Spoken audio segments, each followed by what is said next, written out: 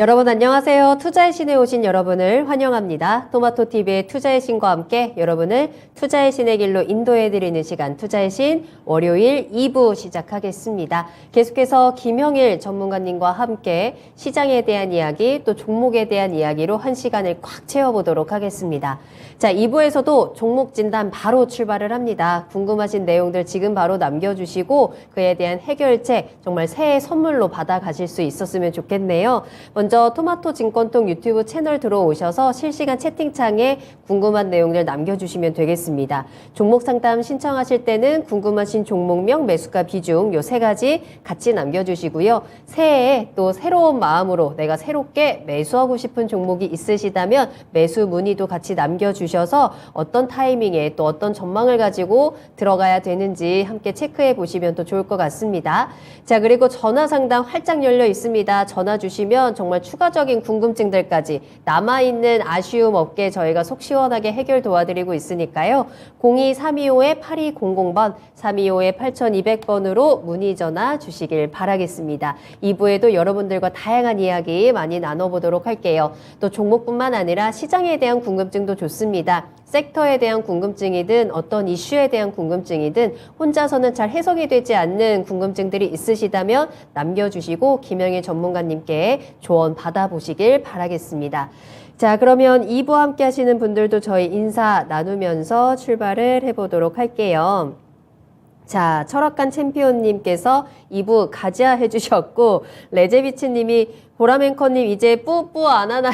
라는 댓글 남겨주셨는데 지난 29일 저희 특집 방송 때 제가 환승열차 탑승하라고 하시죠? 뿌뿌 이거 외쳤었잖아요. 그거 하다가 저 마지막에 삑사리도 아니죠. 살에 제대로 걸려가지고 큰일 날 뻔했잖아요. 다시 뿌뿌는 하지 않도록 하겠습니다. 하지만 계속해서 종목 진단 열차는 또 환승 열차는 또 열심히 달려가고 있으니까 여러분들이 열차에 늦지 않게 빨리빨리 탑승하시고 종목 진단 받아보시길 바라겠고요. 아네스님 오셨네요. 잘 오셨습니다. 봄님께서도 2부에서도 함께하고 계시고 권병래님 출석 체크, 이종성님과 소화자님 제 종목 좀 봐주세요라고 해주셨는데 꼭 봐드리겠습니다. 저희 이제 토비가 또 이 종목들을 하나하나 체크하고 있기 때문에 우리 토비에게도 한 번 더 말씀해 주시면 좋을 것 같고요. 우주님과 에디님도 잘 오셨어요. 초대박님께서도 반갑습니다 라고 하시면서 새해 첫 출발 우리 모두 다 대박나는 한 해가 됐으면 좋겠어요 라는 댓글도 함께 남겨주셨는데 자, 그 대박의 기운 지금부터 종목 진단을 통해서 방향을 잘 잡아드리도록 할 테니까요. 지금부터 따라오시고요. 종목 올려주시면 그에 대한 이야기 조금 더 자세히 나눠볼게요. 종목 진단 출발하겠습니다. 궁금하신 종목명 매수가 비중 바로바로 남겨주세요. 자, 그러면 2부 첫 번째 종목 진단입니다. 이종석 님께서 남겨주신 CJ ENM 한번 살펴보도록 할게요. 매수가는 99,100원이고요. 비중은 20%입니다. 사모펀드 쪽에서 계속 수급이 들어오는데 사모펀드 쪽의 매매 성향은 단기인가요? 장기인가요? 수급의 대가이신 김영일 전문가님 알려주세요. 목표가도 궁금합니다. 라는 댓글 남겨주셨네요. 자, CJ ENM입니다. 최근에 굉장히 상승세 잘 이어가고 있는 종목이죠. 지금 수익도 잘 보고 계시는데 이 수급적인 부분에 대한 좀 우려와 궁금증들이 있으신 것 같아요. 전문가님 어떻게 보시나요? 일단은 CJ ENM은 상당히 수급이 최근에 긍정적이다라고 말씀을 드릴 수가 있을 것 같습니다. 네. 지금 보게 되면 저는 이제 수급을 중요하게 보는 게 뭐 사모펀드나 뭐 혹은 어떤 뭐 기관이라든지 단체 움직임을 보는 게 아니라 시장에서 이제 과연 어떻게 이 큰 수급이 들어왔는가 이 부분을 가장 중요하게 본다. 생각을 해주시면 될 것 같습니다. 근데 CJ ENM 같은 경우에는 최근에 저가에서 상당히 좋은 흐름에 이런 이제 수급들이 들어왔던 모습을 확인을 할 수가 있죠. 그러면서 이 주가에 대한 부분들이 차익 실현이 나왔느냐? 전혀 그렇지 않다라고 보고 있습니다. 여전히 저가에서 들어왔었던 물량들은 상당히 좀 잘 살아 있으면서 지금 현재 구간에서 다시 한번 이 힘을 모아가는 그런 물량들을 충분히 좀 나오고 있다라고 생각을 해주시면 될 것 같습니다. 그러면서 긍정적인 부분이 무엇이냐라고 했을 때 앞선 매물들을 소화를 해주면서 지금 현재 구간에서 상당히 또 이 자리를 잘 지켜주는 그런 모습을 보여주고 있기 때문에 아마 저는 현재 구간에서 CJ ENM 같은 경우에는 이 주가가 위아래로 움직일 수는 있겠지만 다시 한번 급등이 나올 수 있을 만한 그런 힘은 충분히 좀 만들어내지 않을까 생각을 하고 있어요. 왜냐면은 CJ ENM이 전체적으로 현재 이 자회사들의 실적이 상당히 좀 긍정적입니다. 뭐 CJ, CGV도 혹시 아바타 2 보셨나요? 네. 저는 아직 안 봤거든요. 아, 보세요. 이번 주 주말에 보러 갈 예정입니다. 아, 빨리 보세요. 네. 뭐 그 정도면 다들 극찬을 또 하셔가지고 아바타도 보러 갈 예정이고 그다음에 또 제가 자취를 하기 때문에 생필품 떨어지면은 저는 뭐 다른 데 달려가는 게 아니라 올리브영 달려가거든요. 예, 올리브영 달려가서 저도요. 예, VVIP잖아요. 예, 스킨, 로션, 뭐 샴푸, 바디워시 이런 거 한 번에 다 쓸어 담고 쇼핑을 합니다.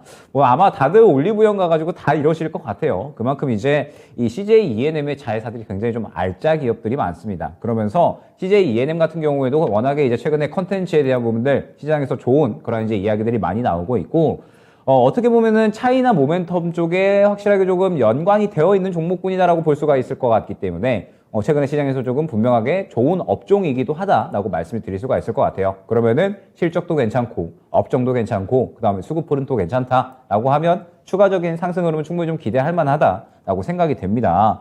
그러면서 지금 현재 주가 흐름을 보게 되면 워낙에 많이 빠져 있습니다. 굉장히 이제 많이 빠져 있는 상태에서 이제야 좀 바닥을 잡고 큰 거래량이 들어온 구간이다라고 생각을 해주시면 될 것 같거든요. 주가가 상당히 좀 저평가되어 있는 구간에서 역대급 거래량이 들어왔기 때문에 이 종목은 상당히 긍정적인 그런 이제 종목이다라고 생각을 해주시면 좋을 것 같습니다. 그러면 이제 이 목표가 정도만 어느 정도 잘 우리가 설정을 하면 충분히 수익 극대화에 대한 부분은 기대를 할 수가 있겠죠. 지금 현재 어느 정도 이 수익으로 조금 연결이 되어 있으신데 저는 조금 더 이제 목표가를 높게 보고 싶습니다. 조금 더 이제 목표가를 좀 높게 봐서 지금 현재 구간으로부터 목표가는 약간 11만 원 후반대 혹은 이제 12만 대 정도로 안내를 드릴 수가 있을 것 같습니다. 지금 흐름을 보게 되면 앞서 말씀드렸듯이 저가에서 상당히 수급이 크게 들어왔고 그 수급을 지켜주는 선에서 주가를 어느 정도 이 앞에 매물이 이제 이 소화되는 그런 흐름을 보여주고 있거든요. 그러면 아마 예상컨대 지금 현재 앞선 매물들은 다 소화를 해줬다라고 보고 있기 때문에 이 정도 구간에서 왔다 갔다 했다가 이렇게 급등이 나오는 흐름을 그대로 좀 보여주지 않을까 생각을 하고 있습니다. 그러면은 이 다음 매물 구간이 12만 원 정도의 형성이 되어 있기 때문에 12만 원 정도까지는 그래도 무난하게 상승이 가능하지 않을까 생각이 되거든요. 그렇기 때문에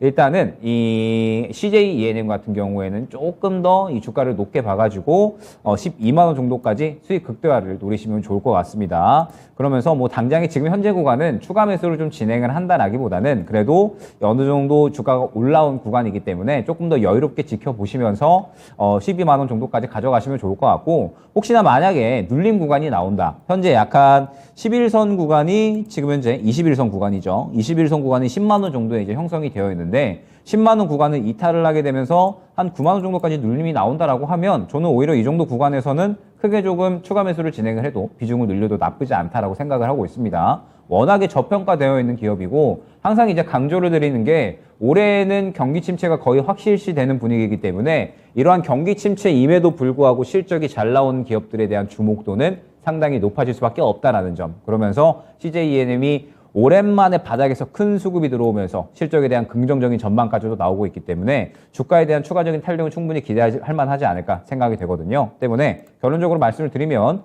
현재 구간을 지켜준다 12만 원 정도까지 바로 다이렉트로 이 주가 목표를 노리시면 될 것 같고요. 만약에 10만 원 구간을 이탈을 한다라고 하면은 추가적으로 조정이 나오는 구간을 기다렸다가 이 정도 구간에서 오히려 비중을 늘려서 평단가를 낮추고 그러면서 다시 한번 12만 원까지 목표가 가져가시는 걸 추천드리도록 하겠습니다. 네, CJ E&M 긍정적인 전망 체크를 함께 드렸네요. 자, 11만 원에서 12만 원까지 목표가 쭉쭉 상승시키면서 수익도 챙겨가시면 되겠습니다. 혹시나 10만 원 아래로 내려간다라고 하더라도 전혀 걱정하지 마시고 지금 비중을 20% 가지고 있기는 한데 그래도 추가 매수도 한번 고려를 해보시면서 이 수익을 조금 더 극대화할 수 있는 전략들도 한번 참고해 보시면 좋을 것 같습니다. 자, 이종성님께서는 지난번에 이 CJ E&M 말고도 다른 종목 또 김영일 전문가님께 상담받고 그대로 또 대응을 하면서 수익을 또 잘 챙겨갔다라는 댓글도 함께 남겨주셨거든요. 이번에도 이 CJ E&M 계속해서 수익도 쏠쏠하게 챙겨가시고 또 계속해서 궁금한 내용들도 같이 남겨주시면 이번 한 해도 조금 더 든든하게 보낼 수 있지 않을까 싶습니다. 자, 지금 방송을 통해서 함께하고 계신 분들께서도요, 지금 바로 유튜브와 또 전화로 또 문의 전화 많이 남겨주시면서 여러분들의 궁금증들도 해결해 보시길 바라겠습니다. 올 한 해 조금 더 기분 좋게 보낼 수 있는 방법들 저희 투자의 신에서 찾아드리도록 할게요. 자, 그러면 다음 상담 만나보도록 하겠습니다. 자, 이번에는 전화로 이야기 나눌까요? 시청자님 안녕하세요. 여보세요. 여보세요? 안녕하십니까? 네, 여보세요? 시청자님. 네, 안녕하세요. 반갑습니다. 네네, 저 LX 네. 인터내셔널이요. 아, LX 인터내셔널 궁금하세요? 매수가랑 비중 어떻게 되시나요? 예, 제가 지난 납페일에 34,000원에 샀는데 오늘 또 한 1,400원 빠지더라고요. 맞아요, 맞아요. 예, 그래서 이게 제가 뭐 저는 또 60개월 이평선에 딱 걸리길래 한번 사봤더니만 또 빠지길래 네네. 그래서 이게 계속 뭐 타고 가야 되냐 안 그러면 더 사야 되느냐 아니면 손절매를 해야 되느냐 그러셨구나. 그게 궁금해서 전화드렸습니다. 알겠습니다. 또 최근에 워낙에 많이 빠지고 있어서 자, 그런데 비중을 좀 많이 가지고 계신가요? 얼마나 가지고 계세요? 아니요. 저 뭐 일단은 5%만 갖고 있는데 5% 정도? 더 매수를 할까 안 그러면 뭐 매도를 할까 뭐 그 판단을 지금 구하려고 전화드렸어요. 네. 자, 지금의 급락이 추가 매수의 기회인지 아니면 빠져나와야 되는 타이밍인지 한번 체크를 해보도록 할게요. 김영희 전문가님과 이야기 나눠보세요. 예. 네. 네, 일단은 LX 인터내셔널은 대표적인 또 종합 상사 관련된 기업이죠. 그러면서 이 종합 물류 상사 쪽은 작년에 시장에서 사실 가장 큰 수혜주 중에 하나가 아니었을까 생각이 됩니다. 왜냐하면 인플레이션이 가장 심화되었었던 그러한 장세가 작년이었고, 그렇기 때문에 종합 상사에게는 오히려 수혜를 받는 그러한 환경이 만들어졌죠. 원자재에 대한 부분들이 상당히 가격이 올라가다 보니까 종합상사는 거의 대부분 이 원자재에 대한 트레이딩을 진행을 하죠. 그러면서 이 부분이 실적 호조에 상당히 도움이 됐다라고 생각을 해주시면 좋을 것 같습니다. 그러면서 추가적으로 또 이 환율에 대한 부분들 이야기가 상당히 또 많이 나오게 되면서 환율이 올라가다 보니까 이에 따른 또 수혜도 상당히 많이 받았었던 기업이 종합상사 기업이다라고 생각을 해주시면 될 것 같아요. 그러면은 지금 현재 최근의 시장을 봤을 때 원자재 가격은 전체적으로 조정이 나오고 있고 인플레이션도 이제는 피크 아웃이구나 라는 그런 인식이 시장에 나타나고 있습니다. 그러면서 환율도 1,200원대로 조정이 나왔죠. 즉 종합상사 쪽은 이제 슬슬 실적이 전체적으로 이 고점을 찍고 어느 정도 조정이 나올 때가 됐다라고 생각을 해주시면 될 것 같습니다. 그러면서 LX 인터내셔널 같은 경우에도 그러한 우려감이 그대로 나타나고 있다고 생각을 해주시면 될 것 같아요.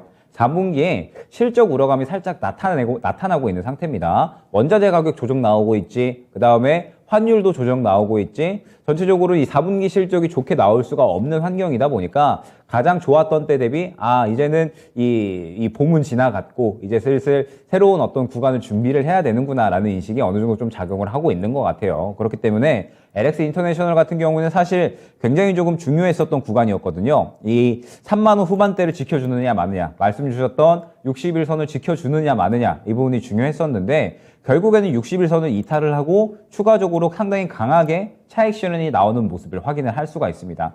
다만 이제 아쉬웠던 부분은 무엇이냐면 LX 인터내셔널이 작년에 이제 상당히 좋았었던 구간이 있었잖아요. 좋았었던 구간이 있었는데 결국에는 이 좋았었던 모습들을 바로 고점에서 다 차익 실현을 해버리는 그런 이제 모습이 한 차례 나왔었습니다. 그러면서 이제 이 구간에서 일전의 물량들을 또 다 이렇게 차익 실현해버리는, 털어내버리는 이러한 움직임이 나왔었기 때문에 사실 이제 이 정도 구간에서는 추가적으로 상승이 나오기가 조금은 어려웠다라고 생각을 해주시면 될 것 같아요. 그러면서 4분기 실적 우려감이 나오다 보니까는 이제 주요한 지지라인을 이탈을 하고 조정이 나오고 있는 상태다라고 생각을 해주시면 될 것 같습니다. 그러면은 이 LX 인터내셔널 같은 경우에는 4분기 실적 우려감이 현재 주가에 반영이 되고 있기 때문에 추가적으로 조정에 대한 조금 더 폭은 넓히셔야 될 것 같아요. 지금 보게 되면은 오늘 저가에서 그냥 갱신이 됐거든요. 저가에서 이제 종가 마감이 됐기 때문에 오늘 저가가 지금 현재 32,550원입니다. 그대로 이제 종가 마감이 됐고 결국에는 내일 추가적으로 하락할 가능성이 상당히 좀 높다라고 생각을 해주시면 될 것 같습니다. 그러면서 다음 지지 라인이 어디냐 봤더니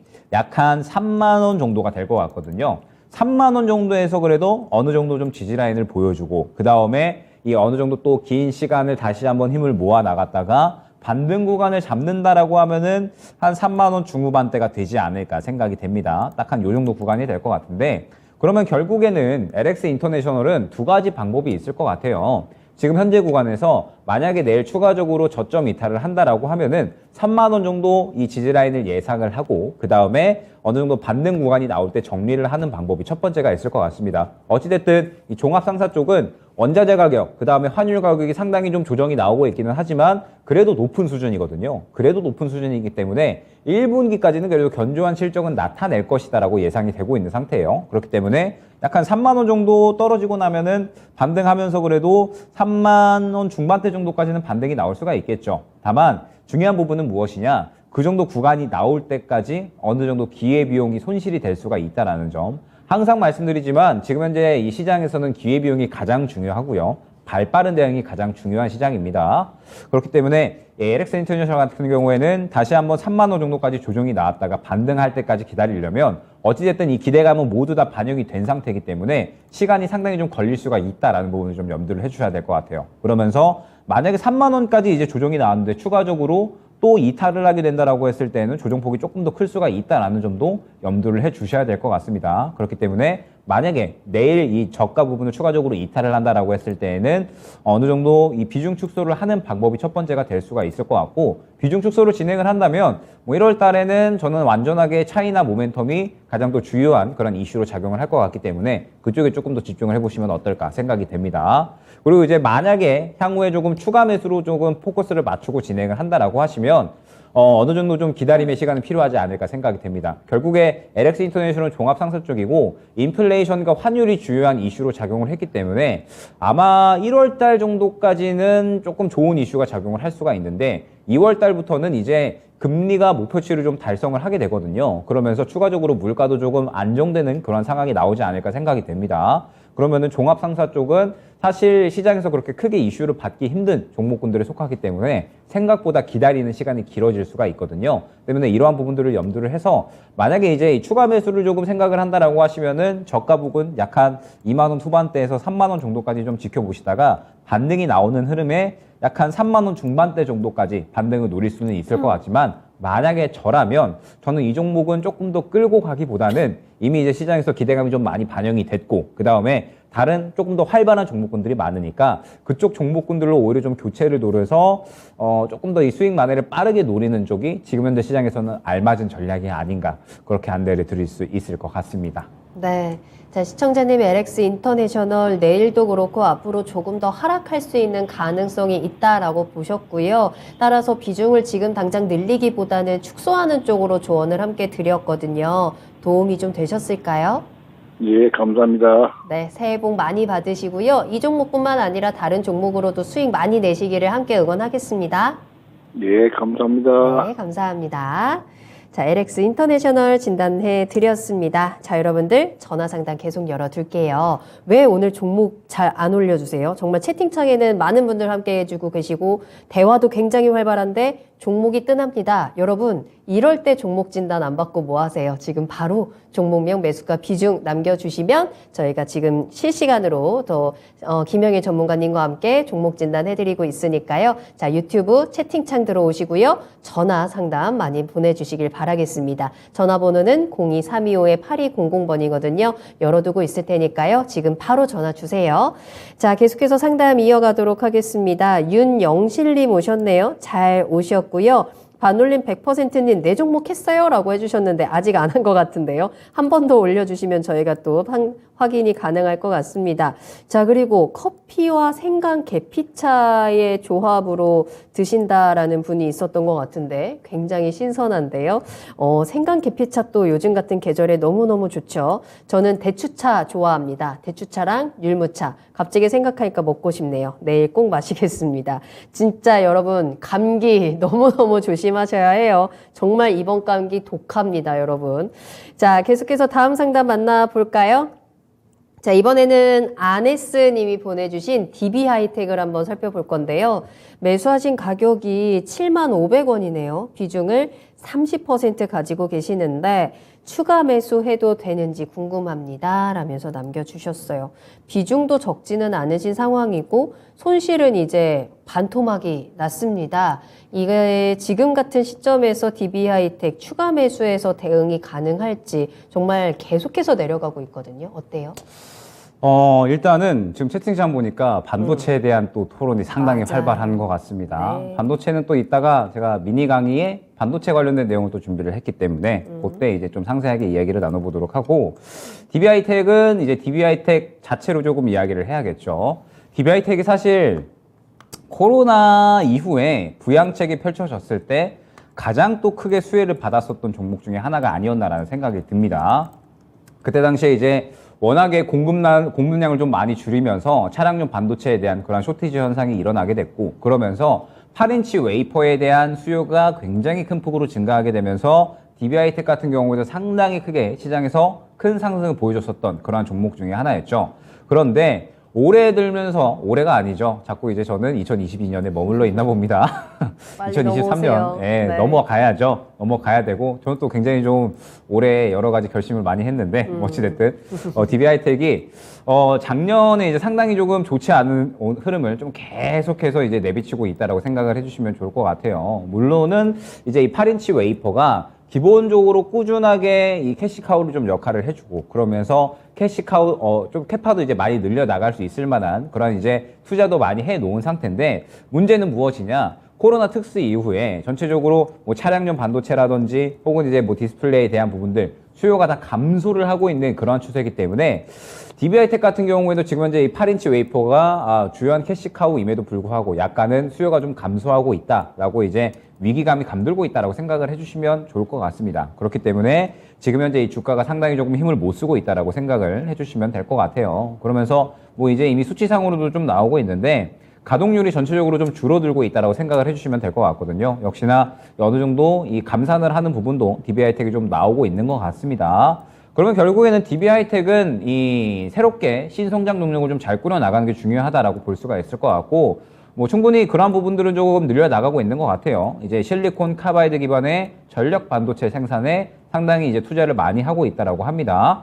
실리콘 카바이드 기반의 전력 반도체, 상당히 이제 이 기존의 반도체보다 조금 더 이 전도율이 좀 높은, 그리고 이제 이 전압 자체도 훨씬 높아서 장점이 많은 그런 반도체다라고 생각을 해주시면 좋을 것 같고, 조금 더 고부가 가치의 그러한 이제 상품이다라고 생각을 해주시면 될 것 같은데, 결국에는 DBH텍을 포함을 해서 반도체 관련된 종목들은 분위기가 중요합니다.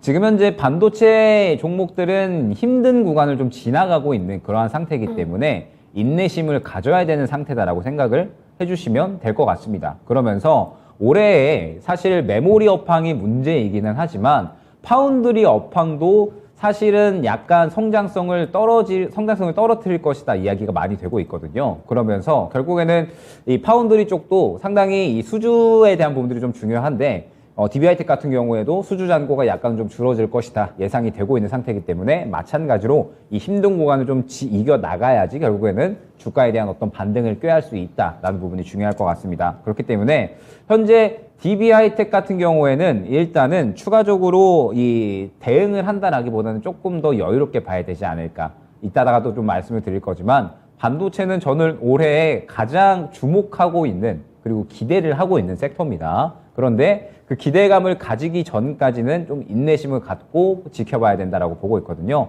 때문에 이 DBH텍 같은 경우에는 조금 더 인내심을 갖고 주가가 좀 확실하게 바닥을 잡을 때까지 기다려 주시는 게 좋을 것 같고, 추가 매수에 대한 부분은 조금 더 길게 보셔야 됩니다. 마찬가지로 2분기 정도 이후까지는 좀 지켜보시면서, 일단 DBH텍이 코로나 이후에 가장 크게 상승이 나왔었던 구간이 결국에 현재 구간이거든요. 즉 현재 약한 35,000원 정도, 3만원 중반대 가격 구간을 좀 지켜주면서 이 정도 구간에서 이제 확실하게 좀 지지라인을 형성을 해주면 크게 떨어지지 않는 그러한 흐름이 나오게 되면 그래도 어느 정도 반등할 수 있는 흐름은 충분히 좀 가져갈 수 있지 않을까. 그러면서 이제 이 올해는 삼성전자가 상당히 또 파운드리 쪽에 투자를 많이 하고 있기 때문에 그러한 부분들이 또 하반기에 오히려 또 이 시너지 효과가 발생을 할 수가 있거든요. 때문에 일단은 DBH텍은 조금 더 지켜보면서 추가 매수에 대한 부분은 여유롭게 약한 2분기 정도 이후까지 지켜보자 라는 부분을 안내를 드리면서, 일단 그때까지는 시장에 조금 더 강세를 볼 수 있는 종목, 그러한 종목들로 최대한 수익을 좀 많이 챙겨 놓으시기 바랍니다.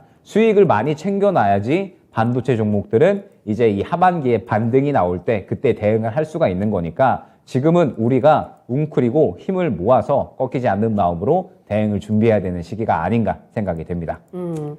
오늘 어디서 보니까 반도체는 올해가 또 보릿고개를 넘어가고 있다라는 표현을 썼더라고요. 정말 보릿고개가 딱 맞는 것 같습니다. 정말 이 반도체의 상승을 그 누구보다 우리 특히나 이 개인 투자자분들께서는 오랫동안 기다리셨을 텐데 과연 올해는 그 기다림의 결과가 좀 나올 수 있을지 그 부분에 대해서는 잠시 후에 조금 더 자세히 짚어보도록 하겠고요. 따라서 DB 하이텍에 대해서는 좀 더 여유 있는 마음으로 일단 기다려보는 게 좋겠다라고 진단 도와드렸습니다. 참고해 보시길 바랄게요.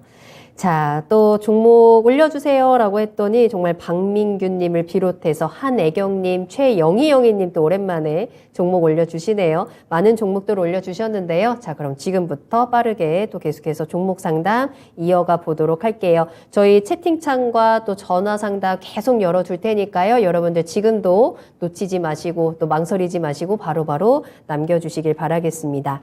자, 다음 상담은요. 저희 윤영실님께서 남겨주신 현대홈쇼핑을 한번 살펴보겠습니다.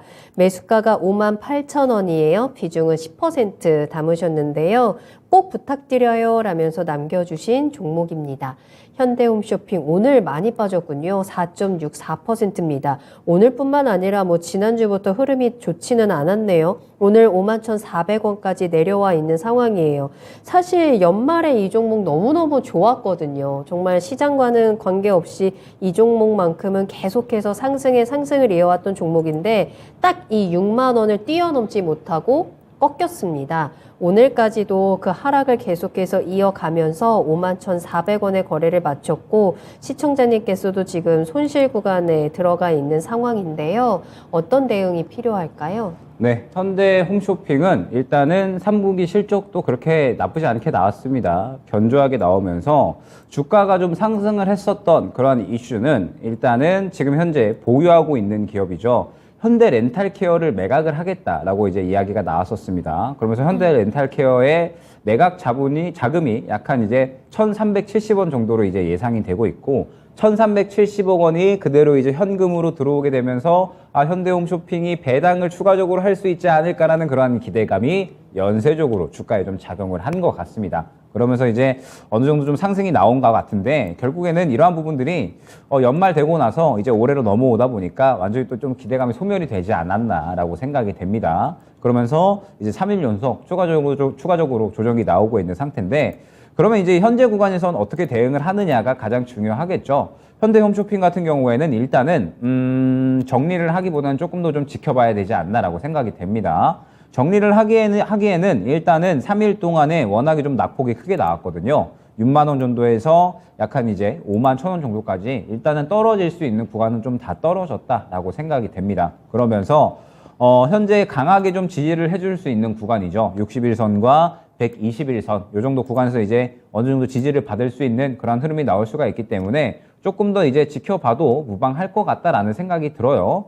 그러면서 일단은 결국에는 이 반등에 대한 부분을 좀 잡아가야 될 것 같은데 결국에 이 현대홈쇼핑 같은 경우에는 이 매각에 대한 부분들 그리고 배당에 대한 부분들이 이 주가에 좀 반영이 됐다라고 볼 수가 있을 것 같거든요. 3분기 실적은 견조하게 나오기는 했지만 그냥 딱 이전 분기와 그 비슷한 수준으로 나왔기 때문에 현대홈쇼핑이 실적에 대해서는 당장에 이제 크게 주목받기는 힘들 것이고 그러면은 이제 결국에는 이 매각에 대한 부분들이 좀 빠르게 진행이 되면서 이 부분에 대해서 이제 어느 정도 이 실적에 또 추가적으로 현금으로 좀 들어와야 되는 그런 이제 중요한 부분이 될 것 같습니다. 그렇기 때문에 일단은 지금 현재 보게 되면은 현대렌탈케어를 이제 매각을 하는 데 있어서 조금 더 이제 찾아보면은 매각 예정 일자는 이번 달 말 정도로 좀 예정이 되어 있거든요. 그러면은 기대를 해볼 만한 게 이번 달 말로 예정이 되어 있다라고 하면 다시 한번 바닥을 잡고 매각에 대한 이야기가 나오게 되면서 주가가 다시 한번 또 반등을 할 수 있지 않을까에 대한 기대감은 약간은 가져갈 수가 있을 것 같습니다.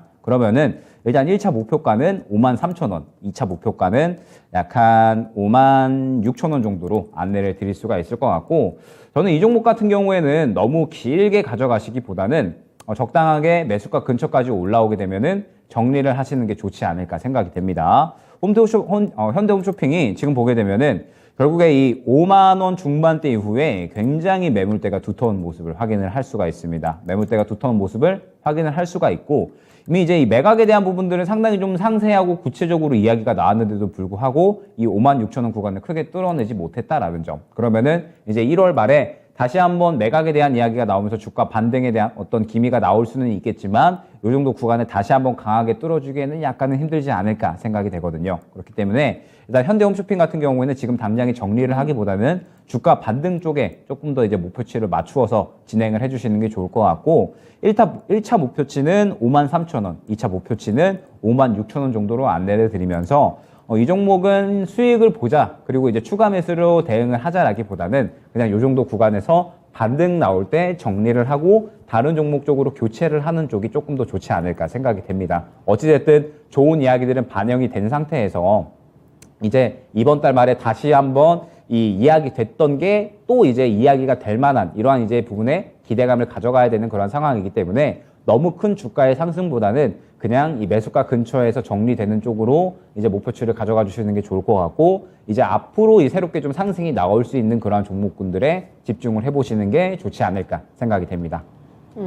자, 현대홈쇼핑 진단 도와드렸습니다. 요 렌탈 사업 철수에 대한 이슈를 어느 정도 소화하는 과정이 필요할 것 같고요. 매각에 대한 그 부분이 조금 더 확실하게 나온 다음에는 반등의 흐름을 기대해 볼 수 있겠습니다. 따라서 지금 이렇게 가파른 하락에 바로 대응을 하기보다는 그 반등 타이밍을 기다려보는 게 좋겠다라고 전략을 확인해 주셨고요. 1차적인 목표가 53,000원과 56,000원입니다. 이 목표가 잘 확인해 두셨다가 매수가 근처에서는 한번 매도 타이밍도 잡아보시는 게 좋을 것 같네요. 참고하시면 되겠습니다. 자, 계속해서 상담 이어가고 있고요. 저희 전화 상담 활짝 열려 있습니다. 여러분들 전화 주시면 조금 더 자세한 이야기, 또 시청자님의 상황에 딱 맞는 또 맞춤형 전략도 같이 체크할 수 있고요. 또 상담 내용 듣다 보면 추가적으로 궁금한 게 더 있을 수도 있잖아요. 그런 부분들까지 전화 주시면 저희가 확실하게 해결 도와드리고 있습니다. 02-325-8200번입니다. 저희 투자의 신 2부에도 종목 진단 전화 상담 활짝 열려 있으니까요. 지금 바로 전화 주시고 올 한 해 시작과 마무리를 또 깔끔하게 해보시면 좋을 것 같네요. 325-8200번 문의 전화 활짝 열어두도록 하겠습니다. 자, 그 사이에 내일은 태양 님도 함께하고 계시고 신연수 님도 함께해주고 계시는데요. 종목들도 많이 남겨주시길 바라겠고요. 다음 상담 이어가겠습니다. 이번에는 더존비즈온을 한번 살펴볼게요. 유튜브에서 박민규 님께서 남겨주신 종목인데요. 매수가는 46,000원이고 비중 30% 담으셨어요. 차트로는 주춤하는데 어떡하죠? 라는 질문도 함께 남겨주신 종목입니다. 더존비즈온이 오늘 36,900원에 거래를 마쳤고요. 46,000원이면 이거 굉장히 또 오랫동안 가지고 계셨겠는데요. 2022년 한 해 내내 이 종목은 뭐 지지부진도 아니고 그냥 거의 기어가는 흐름을 보여줬고 아직 회복되기까지는 조금 먼 길이 보이고 있습니다. 어떻게 대응을 하는 게 좋을까요? 더존비주온은 일전에 이제 네이버나 카카오 같은 이런 성장주들이 움직일 때, 네. 이 더존비주온 같은 경우에도 이 비즈니스 플랫폼, 이제 뭐 클라우드 서비스라든지 이제 IT 서비스를 기반으로 한 그런 기업이다라고 생각을 해주시면 좋을 것 같습니다.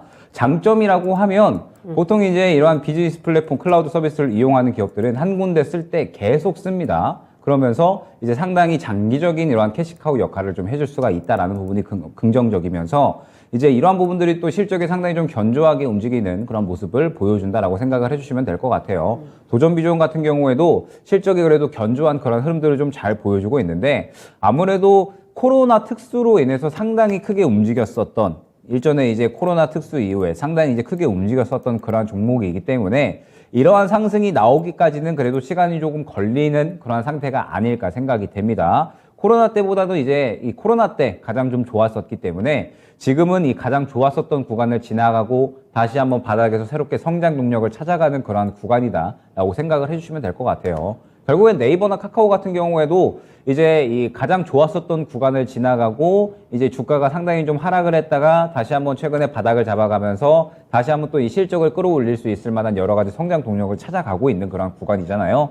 더존비전 같은 경우에도 마찬가지로 생각을 해주시면 좋을 것 같습니다. 그렇기 때문에 일단은 지금 현재 구간에서는 그래도 이 더존비전이 뭔가 이제 성장 동력이라든지 그 다음에 결국에 또 이 IT 쪽 기술주 쪽이 좀 살아나려면 경기 침체에 대한 부분들이 약간은 조금 잦아들어야 되거든요. 그런데 아직까지 이 시장은 경기 침체에 대한 부분들이 주요한 골자로 작용을 하고 있기 때문에 더존비전 같은 경우에도 마찬가지로 시장에서 당장에 좀 크게 상승이 나오기 어려운 그런 상태다라고 생각을 해주시면 될 것 같습니다. 그러면서 중요한 부분이 무엇이냐, 바닥은 좀 짚어준 것 같은데 수급이 지금 너무 부재한 모습을 보여주고 있어요. 시장에서 그렇게 크게 관심을 받지 못하고 있다라고 생각을 해주시면 될 것 같고, 3분기도 사실 실적이 견조하게 나오기는 했지만 그래도 전년 동기 대비해서는 그렇게 좋은 흐름은 나오지는 않았습니다. 감소하는 흐름이 나왔기 때문에 더존 비주어는 지금 당장에 좋은 흐름이 나오기에는 조금 시간이 걸리지 않을까 생각이 됩니다. 결국에는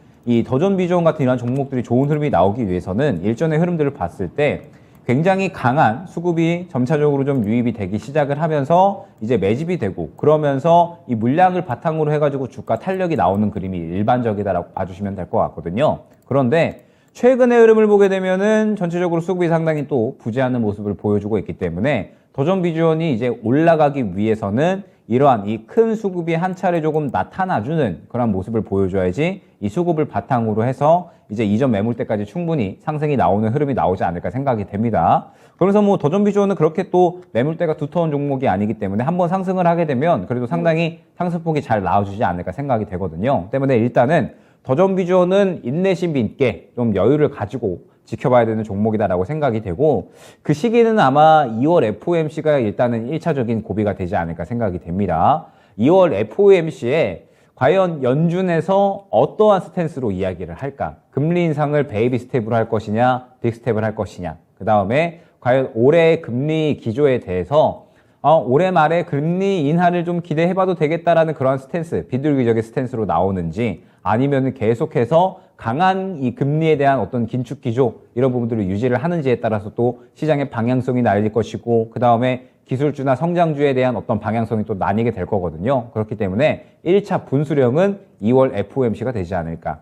2월 FOMC에서 긍정적인 결과가 나오게 되면 아마 더존 비주얼 같은 이러한 성장주들도 충분히 좋은 상승이 나올 수가 있거든요. 때문에 일단은 2월 FOMC 정도까지는 조금 더 추가적으로 좀 기다리면서 시장이 조금 올라갈 수 있는 그런 환경이 만들어질 때까지는 인내심을 가져야 된다라고 보여주고, 금리에 대한 부분들은 이제 거의 목표치에 도달을 했습니다. 어찌됐든 미국이 지금 현재 4.5%까지 올려놓은 상태에서 약 한 0.5%에서 0.75% 정도만 이제 올릴 것으로 예상이 되고 있기 때문에 금리 인상에 대한 목표치는 거의 도달을 했다라고 봐야겠죠. 그러면은 사실 성장주들이 나빠질 만한 환경도 이제는 거의 남아있지 않다라고 생각이 되고, 바닥에서 이제 다시 한번 반등할 만한 그런 구간을 잡아가는 일만 남았다라고 생각이 됩니다. 그렇기 때문에 일단은 더존 비주얼은 지금 당장에는 추가적인 대응을 할 때는 아니다라고 생각이 되지만, 향후에 어느 정도 이 금리 인상 기조가 멈춰지게 됐을 때는 반등 구간을 잡아갈 수 있을 거니까 일단은 그때까지는 좀 여유롭게 지켜보시고, 그 구간이 나올 때까지는 뭐 마찬가지겠죠. 1월 달에 상승이 나올 수 있는 종목군들에 조금 더 집중을 해보시는 편이 좋을 것 같습니다.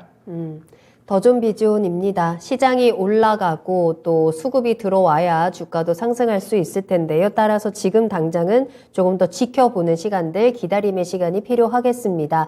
우리가 가장 먼저 체크할 수 있는 그 체크 포인트는 FOMC가 되겠죠. 요 금리 인상의 방향이 어떻게 정해지는지에 따라서 주가도 움직일 수 있을 테니까요. 그때까지는 조금 더 지켜보시면서 다른 종목들로 또 이 부분에 손실을 회복할 수 있는 방법들을 찾아볼 수 있으면 좋겠네요. 저희가 함께 응원하겠고요. 좋은 정보들도 많이 전해드릴 테니까 함께 또 곧 잘 채워가시길 바라겠습니다.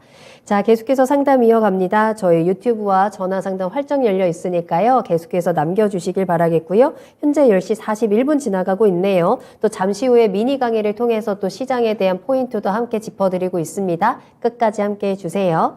자, 이번에 만나볼 종목은요, 명신산업입니다. 김정환 님께서 남겨주신 종목으로 살펴볼 거고요. 매수가가 23,000원이고 비중을 10% 담으셨네요. 오늘 손절하려다가 밀었습니다. 자동차주가 가는 것 같아서요 라면서 남겨주신 종목인데, 자, 과연 명신산업은 어떨까요? 자동차주가 갈까요? 그 중에서도 명신산업이 갈 수 있느냐가 이제 중요한 흐름일 텐데, 사실 명신산업 오늘 0.7% 상승으로 뭐 강보합으로 거래를 마친 상황입니다. 하지만 아직 확실하게 방향을 틀었다라고 볼 수는 없을 것 같아요. 어떨까요?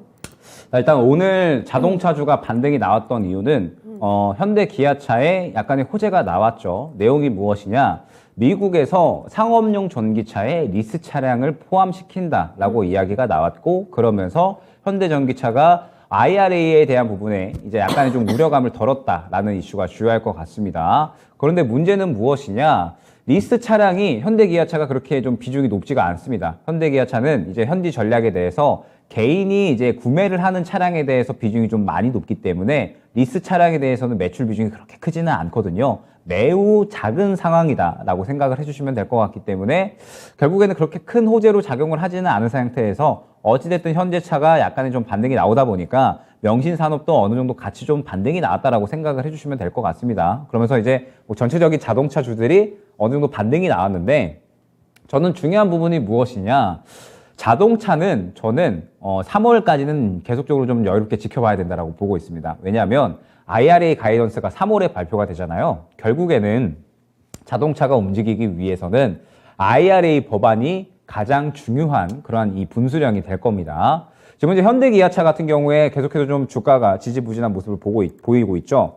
현대차가 지금 이제 보게 되면은 상당히 이제 이 주가가 오늘 좀 많이 떨어지다가 그래도 반등하는 모습을 보여줬는데 결국에 이러한 이 주가가 좀 완전하게 끌어올려지기 위해서는 IRA 가이던스가 우리에게 긍정적인 방향으로 발표가 되어야 된다라는 부분이 중요할 것 같습니다. 오늘 나온 이슈는 어찌됐든 호재기는 호재고 우려감을 약간은 덜어주는 이슈기는 하지만 그렇게 큰 호재로 작용을 할 수는 없다라는 점. 그러면서 지금 이제 이 현대기아차가 이 4분기까지 역대급 실적을 보여주면서 내연기관 쪽에서는 압도적인 모습을 보여주고 있지만 만약에 IRA 법안이 우리에게 부정적인 방향으로 발표가 나온다라고 했을 때에는 전기차라는 이 북미 시장에서의 어떤 새로운 성장 능력을 놓쳐갈 수가 있다는 점이 중요할 것 같습니다. 결국 최근 시장에서는 이 앞으로의 이 성장 동력이 굉장히 중요하기 때문에 마찬가지로 이 자동차 쪽도 이러한 이 IRA 가이던스가 어떻게 발표되느냐에 따라서 주가의 향방이 좀 나뉠 것이다라고 보고 있고 지금 최근에 또 이 명신산업 같은 경우에는 이제 명신산업이 뭐 테슬라라든지 그 다음에 뭐 현대기아, 뭐 BYD까지 해가지고 굉장히 유수의 자동차 기업들의 또 부품을 납품을 하고 있는데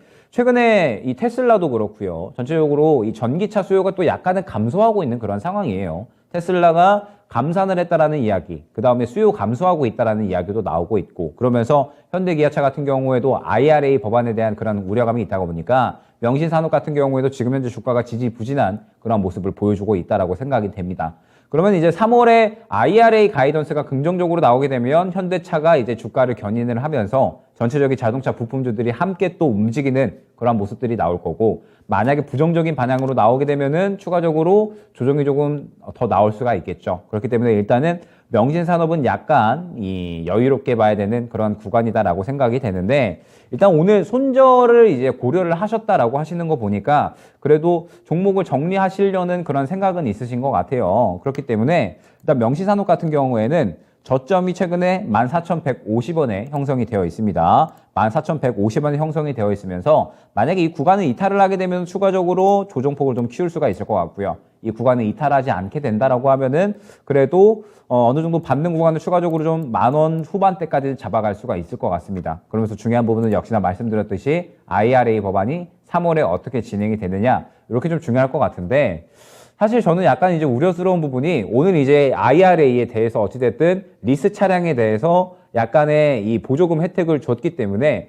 3월 달에 또, 너네 이제 일전에 리스 차량 포함시켜 줬잖아. 라고 또 미국에서 이야기를 해버리면 이게 또 이 우려스러운 부분으로 작용을 할 수가 있거든요. 그렇기 때문에 일단은 이 자동차 쪽은 완전하게 IRA 쪽을 좀 보고 움직이는 게 좋다라는 부분을 다시 한번 안내를 드리면서 명신산업은 지금 보게 되면은 결국에 이 주가가 올라오기 위해서는 앞선 매물대로 좀 소화를 해줘야 됩니다. 워낙에 앞선 이 매물대가 좀 두터운 모습을 형성을 하고 있기 때문에 이 구간을 강하게 뚫어줘야지 주가의 큰 그런 이제 상승을 기대를 할 수 있다라는 부분이 중요할 것 같아요. 그렇기 때문에 일단 명신산업은 만약에 정리를 고려하고 계신다라고 하시면은 이 14,150원 저가 부분을 이탈을 했을 때 비중 축소를 진행을 해주시는 걸 추천을 드리고 워낙에 명신산업은 근데 많이 빠지기는 했습니다. 그러면서 이제 이 상장 최저가가 13,000원 부근에 좀 형성이 되어 있기 때문에 이제는 어느 정도 좀 이 저점을 확보를 해주고 반등할 수 있는 구간을 잡아갈 수 있지 않을까 생각이 되기는 하거든요. 워낙에 많이 빠졌고 그래도 확실하게도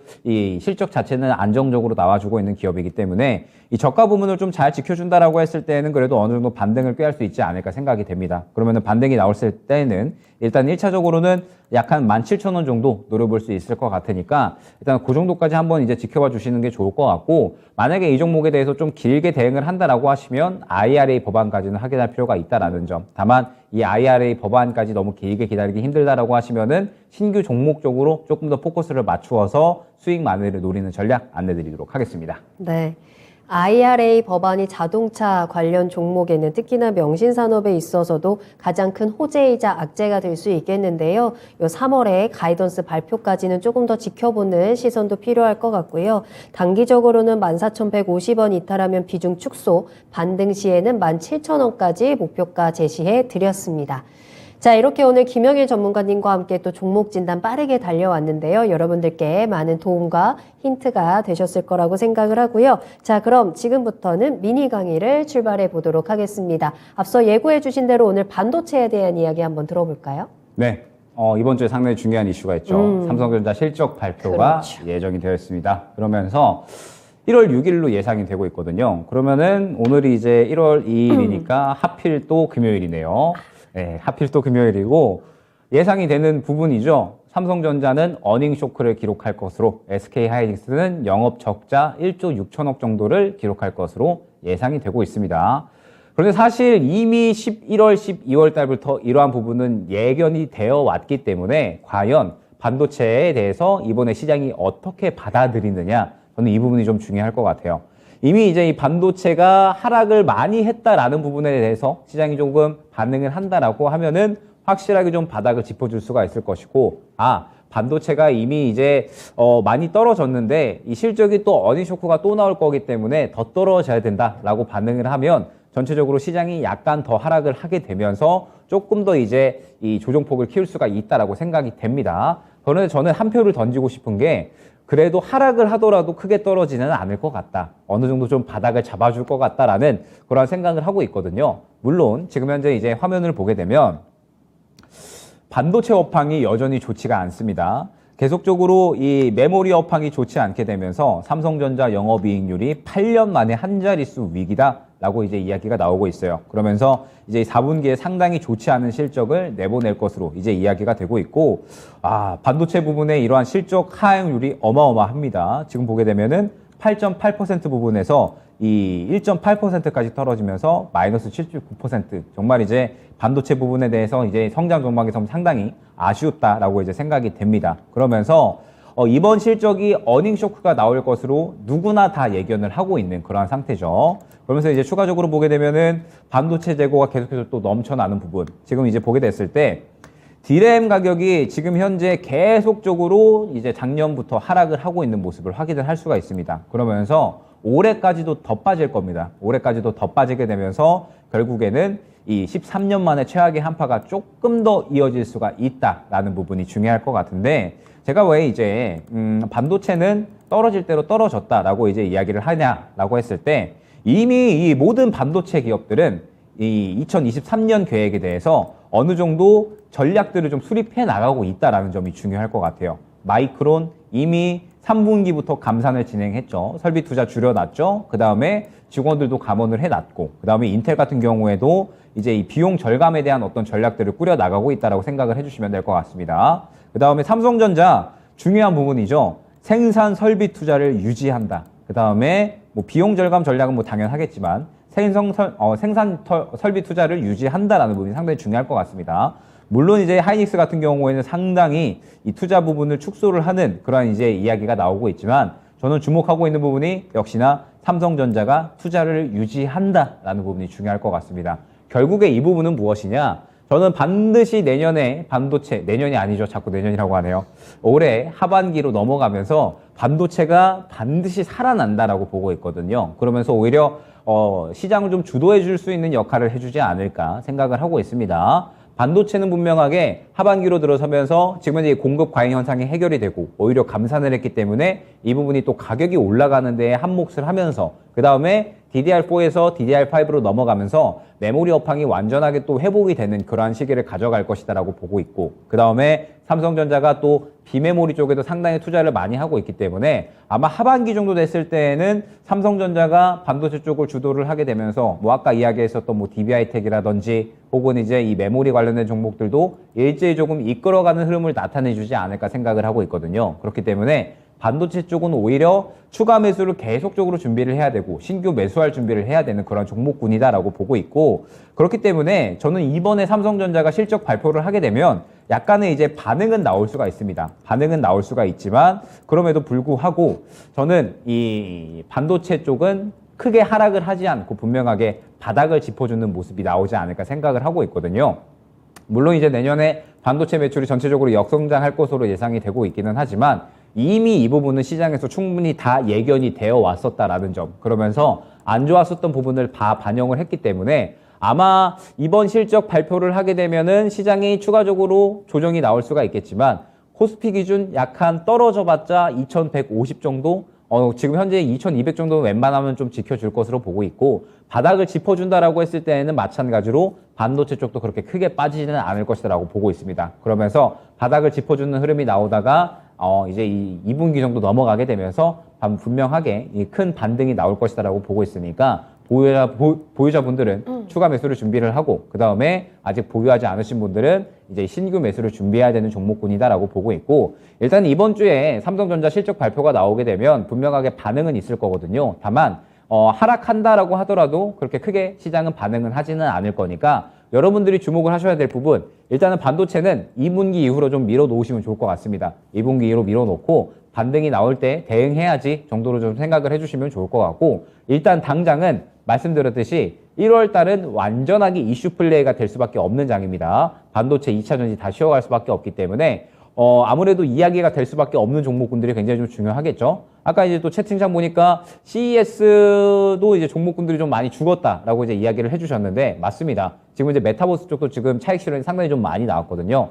그렇기 때문에 일단은 집중을 해야 될 쪽은 차이나 모멘텀이 조금 더 이제 우세하다라는 부분이 중요할 것 같고 그러면서 1월 달은 완전하게 이슈 플레이가 될 수 있는 장이기 때문에 이 이슈가 있는 종목들에 대해서 계속적으로 발빠른 대응을 해야지만 수익을 챙겨갈 수 있다라는 부분 안내 드리면서 미니 강의 오늘 마감할 수 있도록 하겠습니다. 네. 정말 새 시장을 시작하면서 또 우리 투자자들이 가장 궁금한 것 중에 하나가 그래서 반도체는 일 것입니다. 그 전에도 도대체 반도체 언제 좋아지죠? 반도체 지금은 사야 하나요? 특히나 삼성전자 언제 사야 하는 거죠? 이 반도체의 좋은 타이밍을 위한 질문들도 참 많이 보내주셨는데요. 반도체의 그때가 과연 올해는 정말 올 수 있을까요? 여러 가지 기대감과 또 희망적인 전망들도 나오고 있는 가운데 우리는 그날을 위해서 또 준비를 튼튼하게 해놔야 될 것 같습니다.